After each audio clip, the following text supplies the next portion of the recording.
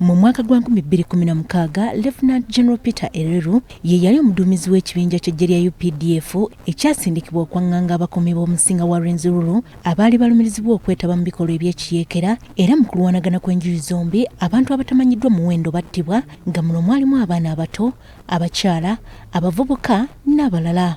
Kino kyaviirako omusinga wa Rwenzururu n'abantu abawerako okugombebwamu obwala ne baggulwako emisango egyekuusa ku butujju, okwagala okuwamba gavumenti, okutta abantu n'emirala era bayimbuddwa jjo ly'abalamu nga bamaze okuteeseganya ne gavumenti eyabawa ekisonyiwo.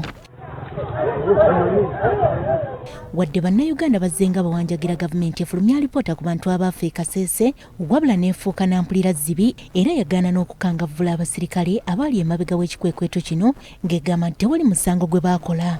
Ssabbiiti ewedde eggwanga lya Amerika lyategeeza nga bwe liwadde envumbo z'ebyenfuna n'okutambula ku Lieutenant General Peter Ereru nga bamulumiriza okubeera n'omukono mu kutta abantu e Kasese. Okuteeka envubo specifically ku bantu abalya ssente za kalamoja ez'amabaati ababadde balya ssente nga zimenya amateeka nga mumuli ne sipiika ne eweru eyassa wano abantu e Kasese. Brian Basisa omutuuze w'e Kasese era omu ku baafiirwa abantu baabwe mu kulwanagana kuno asabye abakungu abalala abeenyigira mu buli bw'enguzi n'okutyoboola eddembe ly'obuntu nabo bateekebweko envumbo z'ezimu kubanga nabo banyaze ate ne batulugunya abantu. Era nkimanyi nti n'abalala bagenda basanctioninga singa tebeekyekinga.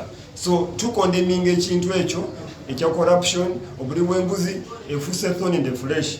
So finga Rwenzori NUP fraternity tusaba ebintu bibiri nti one ababaka ba Rwenzori bateeko signature zaabwe ku kipapula oba ekiwandiiko Theodore kyataddeeko. Jonani Bamwenda yeebazizza nnyo omubaka wa Rwemiyaga Theodore Ssekikubo okukulemberamu abalala okunoonya emikono gy'ababaka okujja obwesige mu bakungu bano. Kati ekiriwo saawa zino mu parliament tunoonya mikono okulabira ddala nti tufuumula bano abali b'enguzi. Waliwo ba MP ba minisita abalya ssente z'amabaati ez'abanaku ekalamoja kyenyamiza. Abo bonna bakyayinayina bali mu parliament. Naye kati etteeka ligamba nedda temulina kubeera mu parliament nga mulidde ssente z'omuwi w'omusolo. Okusinza ku bamu ku batuuze bagamba nti abawi b'omusolo babonaabona olw'ensimbi ezibulankanyizibwa kyokka nga zisobola okuyamba abantu mu ngeri ez'enjawulo. If at all this money came here, we have a lot of challenges, problems. For example, we have River Nyamwamba, we have poor roads in Kasese. Sandro Nabagala ne Robert Kule, BBS Serefina, Gambuze.